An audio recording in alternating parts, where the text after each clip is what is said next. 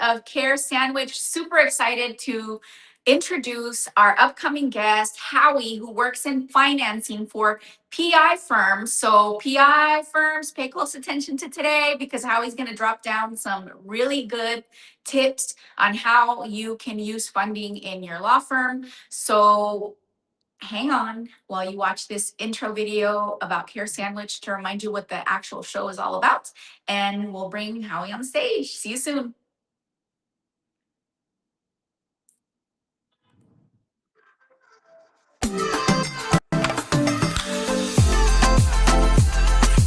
Welcome to Care Sandwich, the podcast where we dive into the success journeys of law firm owners across the country. I'm Margarita Everline, your host and the founder of Marketing Boss, a fractional chief marketing officer firm for law firms. On this show, we'll explore the challenges, strategies, and victories that have shaped law firms and how they wrap every interaction with care.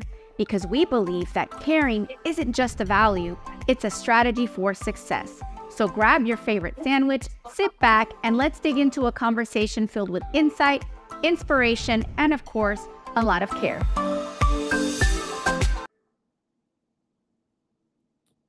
All right, guys, get ready to meet Howie. Howie, come join me on the virtual stage. Nice to see you, Margarita. Thank you for having me as your guest today, this morning. I just had to have you, Howie. For for those of you that don't know who Howie is, Howie was at a PI masterclass, and I looked over at his booth, and he had a bottle of alcohol, and I'm like, here's a guy that knows his avatar. I'm like, I got to meet this guy. So Howie, tell us about you, your story, and your business. How do you help law firm owners?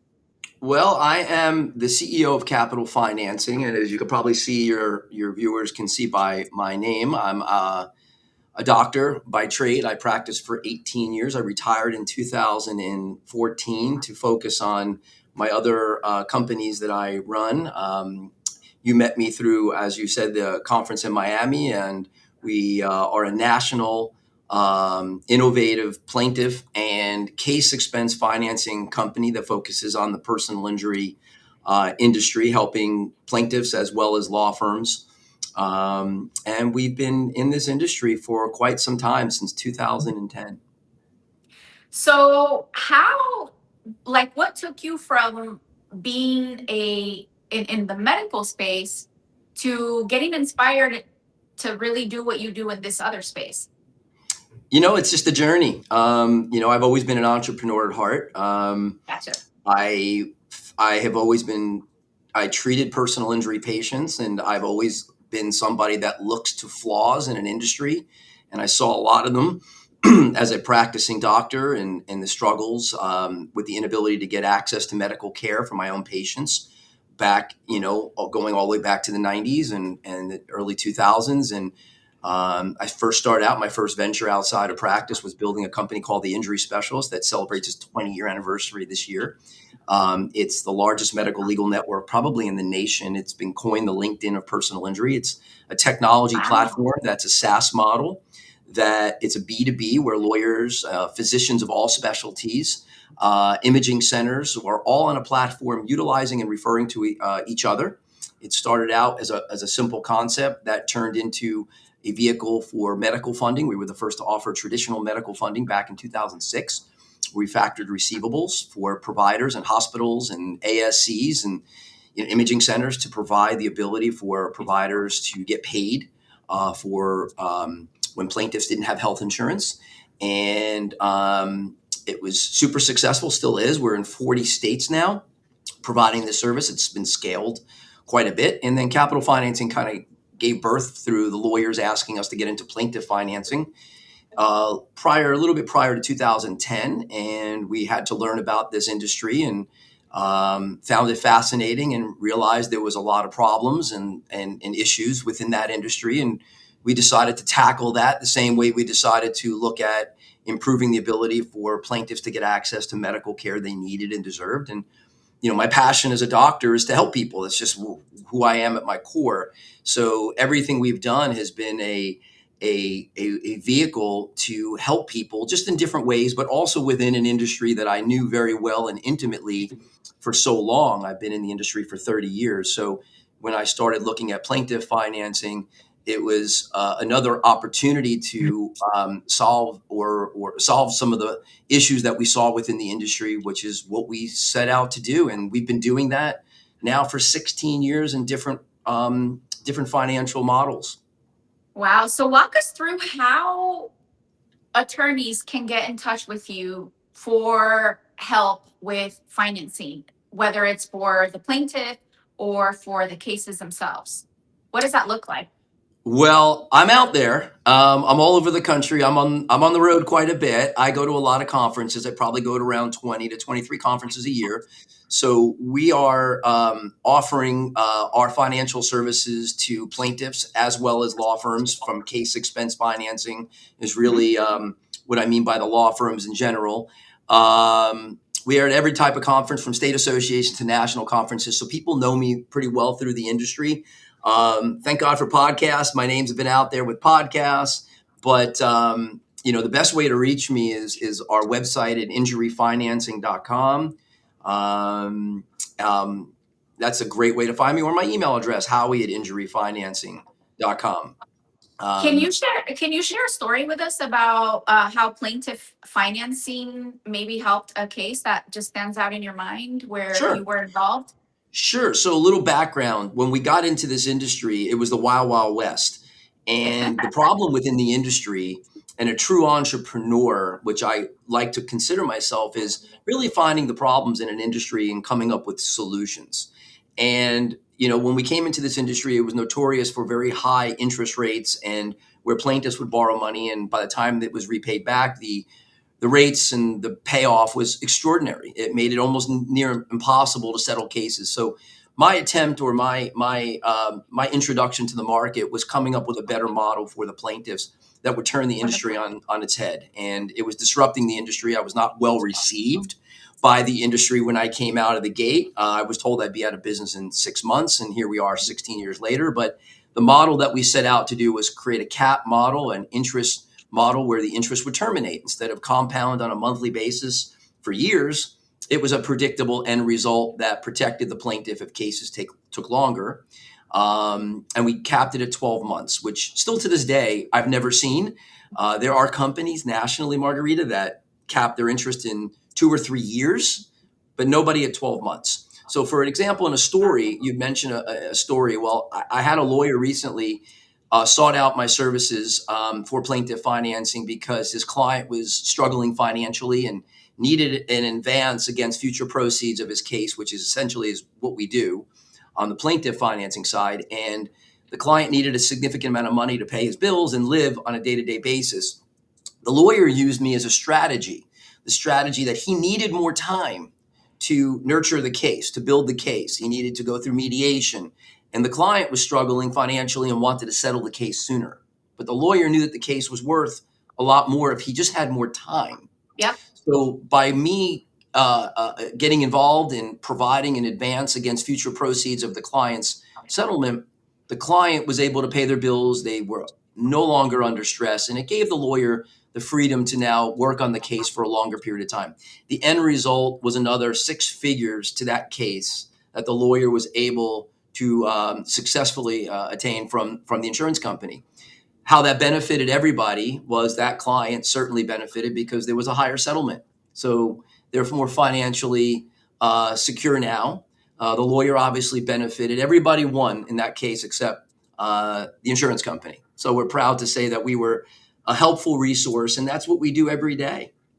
So I would say that if you're a personal injury law firm owner and maybe you've been hesitant to encourage your clients to take out loans like this, what I'm hearing is you are very conscientious of what's best for the client with that cap and the interest. That's beautiful. And really look at it as leverage for your case. Well, And I have seen so many instances where clients get desperate, meaning like the actual injured get desperate and for very understandable reasons. They can't pay their rent, like they're in crisis.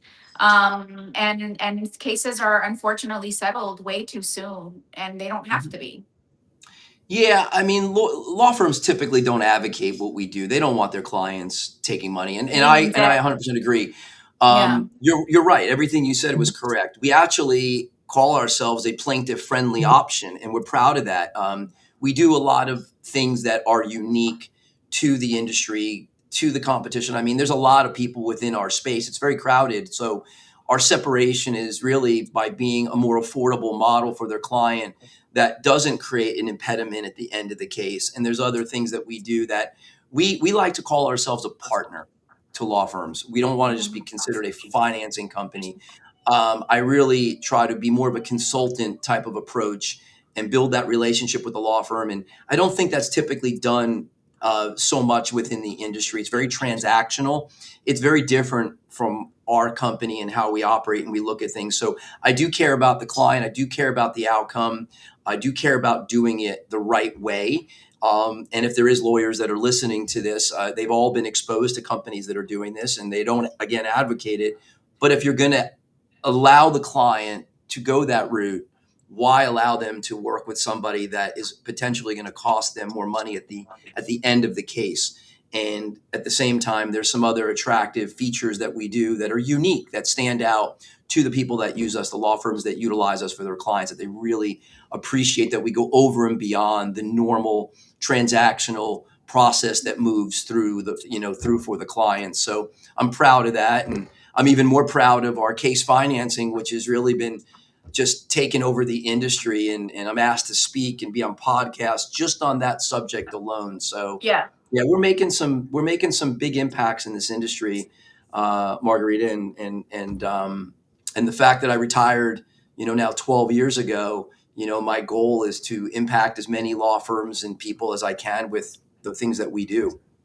So talk to us about a story with case financing where you were able to help with maybe a case as an example, and then Sure, definitely share how that works. sure. So many stories. Yeah, So I many. know. Just pick one. Pick one. Yeah, no, no, no. Yes. I had one, I think 2 weeks ago.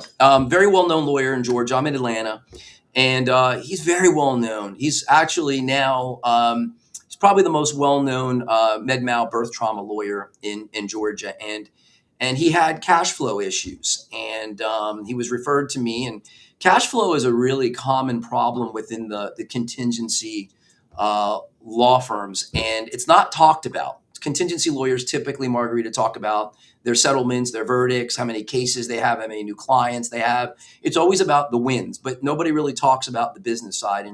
And there's a lot of problems that are evident that nobody has addressed within the industry for a very long time. There's been a status quo of sorts within the industry for 50 plus years, that the lawyers that are on a contingency do things very unique to the rest of the legal profession. And for that, it has created a lot of problems. One of them is a cash flow issue. So one of the things that we have been able to tap into is law firms that are big and small and volume and non-volume, that are boutique. They all seem to have different pain points. And there's nothing more problematic for a law firm than cash flow issues, because it impacts everything that they're able to do. Work with somebody like yourself, or work in, put their money into marketing or operations. So I do case financing very differently. It's not an industry that's new, but most people have always done it as most law firms have looked at it as a line of credit through an institutional banking source. We Okay. invest at the case level, and we do it non-recourse, which means that if the case Oh, is lost, there's no recovery. We don't even get paid. So we take all the risk.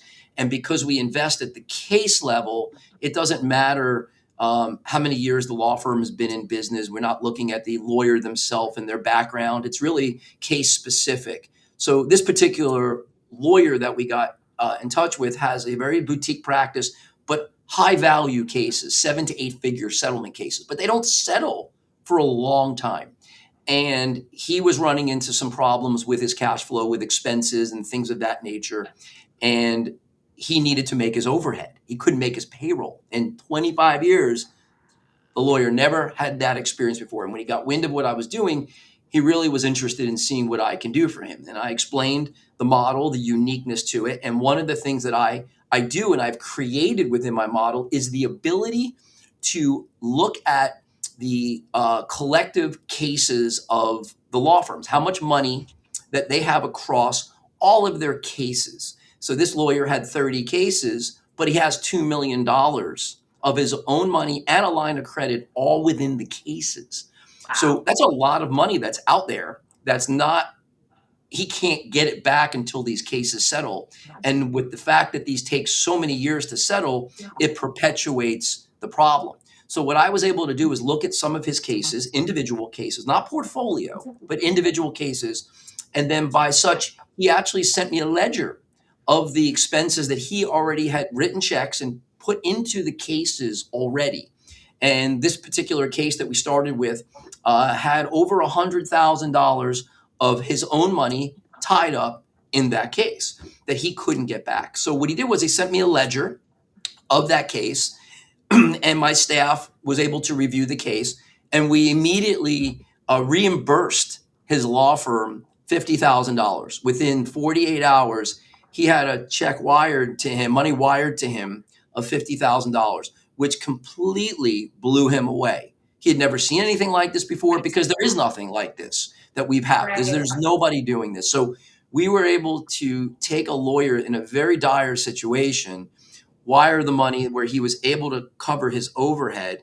And I can tell you few days, within the next few days, which is recent past, because within the last couple weeks, he was starting to send ledgers of other cases to get reimbursed. And it was a game changer because now he doesn't take the risk in the cases. I take all the risk where he was at risk.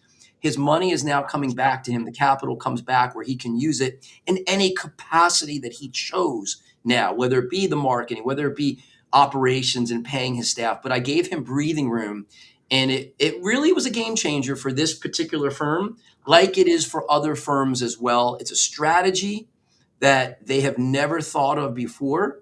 And we're giving them a whole new way to look at their firm and how to leverage a model like ours to scale their firm and actually invest the money that is tied up for years or months to years and get it right back to put right back into the business, which is exactly what should be done because there's a flawed industry. It's a flawed business practice. And we're tapping into this problem and giving them a better way to solve a problem or to grow their firms. And that's really a long-winded, story, but you kind of have a perspective of the impact that we can make for your viewers that are in the PI industry. I'm I'm overwhelmed in a good way by the story that you shared because as I'm hearing you speak, I like adore my clients. Like on a personal level, I only work with attorneys that are good people. Um Flawed, yes, but like where I know like okay, like you're really like trying to do this the right way. And I'm overwhelmed by that story that you shared because I can think of so many moments, like, private moments where like I see attorneys that are really trying hard to work cases, to help the injured, to do right, like to be responsible, and they're squeezed so bad and it's overwhelming to them as humans. So like what you just described, like that sort of relief, it's beautiful. So thank you for creating something so wonderful because unfortunately, some attorneys are taken out of the game completely, are set back by these, funding issues, cash flow issues that really shouldn't be there. It feels so unfair, and for those that don't know about the legal space that criticize, oh, personal injury attorneys take all this money from the case, and they're not even the ones that got injured. Like, this is why, like, it's a really tough space to be in. I feel like so many that see the personal injury space from the outside, see the billboard, see the glam, see the social media, and they think, oh man, like they're in such a easy. No, it's not easy. Like that's all image. Like this is hard stuff. So thank you for that. Like, Yeah, it's yeah, People, you're right. People don't understand the other side of it. And I have always said, and I've realized this over the last so many years that I've really launched this and perfected it is, um, you know, the industry really, a lot of lawyers don't even see the problems with all this because that's all they've known. And this is what they've done for They so just long. suck it But there's, up, tough it out, that's like right. Well, bare knuckle there's, it. well, there's nothing more suffocating, Margarita, than Yeah. financial stress. There's nothing. So if you're a plaintiff and you've been injured and you lose your job or you can't work and you're paycheck to paycheck, we provide a very important service to their clients for the industry. And then now with the lawyers, not everybody qualifies for a line of credit, Margarita. I'm telling you, a lot of lawyers, for personal reasons, they may have issues on their credit. They may not have a firm that's been around for long enough to qualify to go get a line of credit, and they're stuck. And I've always said that he who has the most capital wins in the personal injury game. If you have a lot of money as a law firm, you win on many levels. And you got to realize your adversary as a personal injury lawyer is the insurance companies. And insurance companies have all the money and all the time in the world to beat up lawyers. And law firms don't have all the money and all the time to allow cases to continue to go on. And cases are taking longer than ever to settle. A lot of it has to do with the game being played, but really what we're seeing is a lot of tort reform coming in and into a lot of states. And that creates a bigger perpetual problem where more cases go into litigation. That means that they take longer to settle. It creates an issue where lawyers have to put more money into their cases, and they have more risk, and then it perpetuates the cash flow problem if that is a pain point for the firm, and all of it snowballs. And this is where I can kind of come in because I typically have more capital than the individual law firm does. I can help them with the time and the money, and I can bring a lot of value to the case because where they were strapped in their inability to invest the necessary money to build the value of their case for their client, now they can bring me in and actually leverage my financial capital to grow the case, get better experts, maybe get more experts, have more freedom of time. But from somebody that does what you do, is if they're not putting all their money in cases, they can look to Margarita, have you as the fractional CMO, and then allow you to do what you do best, which is help them with their marketing, put a bigger budget together, get a better ROI, and really be out there and make their phones ring. Where if they have 500,000 or 200,000 or $1 million of their money stuck in cases that they can't get back, that's a really bad business model to think about because they can't use that money somewhere else. And I've always said, think about this. We would never, none of us would go to Wells Fargo and put our money into a savings or checking account that earned no interest. We just would never do it. It doesn't make any good sense. But essentially what the industry has been doing forever is they put money into cases. They don't charge their clients interest. They're not making any money on it. They simply put it in and then they get it back years later or months later. And that's it. And it's just, you really start to unpeel the onion and start to really see that this industry needed a lot of help. And it's a passion of mine now. Yeah, I went from being a doctor and all the things that I've done, but really what my passion is now is finding a better way for law firms to grow and scale their firm and also to help their cases and maximize the value of their cases that maybe they couldn't do before I came along. That's wonderful. Howie, this is really great information. Let's put your contact info on the screen. Again, if you're a personal injury law firm owner, definitely connect with Howie and his team, get some more information about how they might be able to help you. This is just the tip of the iceberg. Just the tip of the iceberg. There's so much to it. Yes. There's so much. Absolutely, but learn more. And Howie, thank you so much for your time, your generosity, and again for putting all this effort into engineering creative ways to help the injured. Ultimately, that's who you're helping by helping Yes. these attorneys that are passionate and that need this help from you. So thank you for all that you do. I do have one more question for Okay. you, because I feel like I've kept you long enough. And it's called the Care Sandwich Podcast. So what is your favorite sandwich? Tell us a little bit about your preferences and about you. Well, my favorite sandwich is that's easy. Peanut butter and jelly. I mean, there's What? nothing better. I mean, come on. I mean, That's it. what's I that? love it. That's it. Just peanut butter and jelly. I love it. Yeah, Simple. a sandwich is what? What's the definition of a sandwich? People don't even Yeah. know. It's two pieces of bread and something in the middle. Right. Yeah, I mean, it's the comfort food. I mean, growing up, American. I mean, my wife is Mexican.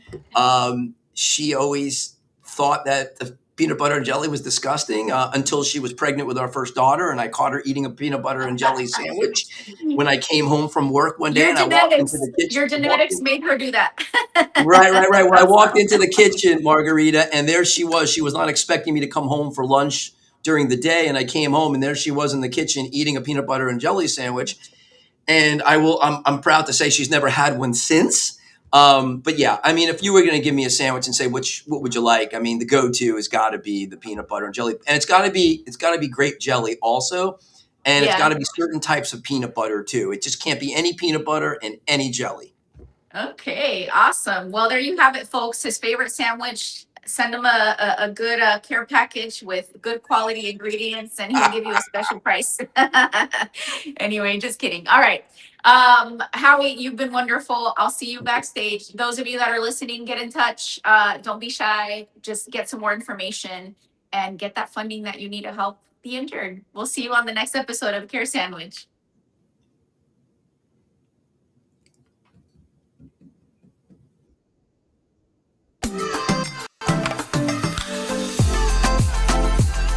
Thank you for joining us on this episode of Care Sandwich.